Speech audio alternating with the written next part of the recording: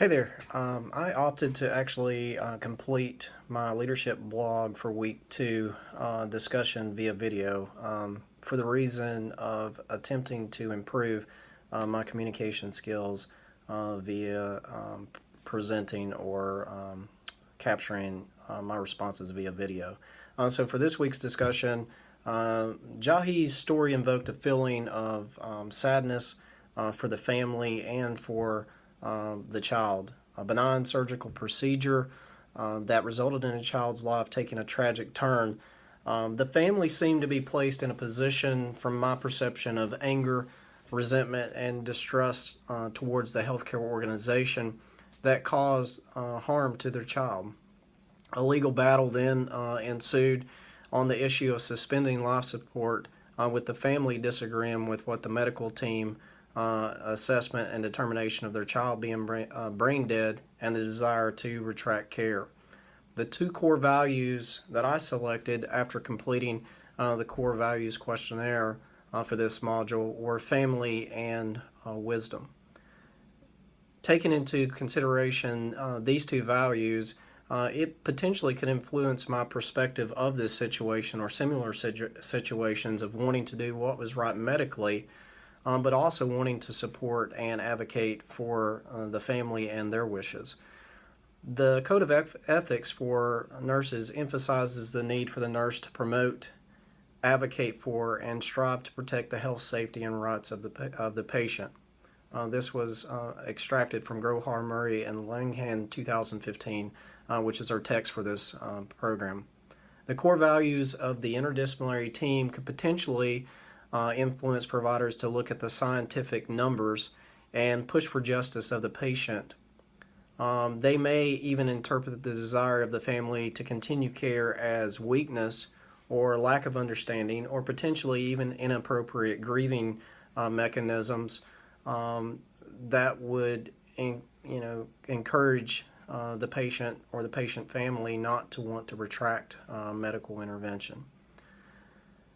Diversity in regards to family structure, religious beliefs, or cultural backgrounds could also influence the decision to refrain from supporting life by medical means, or on the contrary, stopping supportive measures for the fear of ending the life of their family member.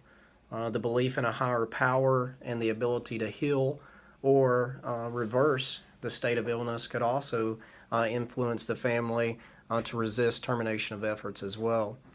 The contrast would be the pure academic approach of decision making on the sole results of tests, medical assessments, and data to determine the appropriate action, regardless of emotional or personal beliefs or opinions. The workforce that is culturally and ethically diverse is better prepared to deliver appropriate care to populations served. Pierce, 2014.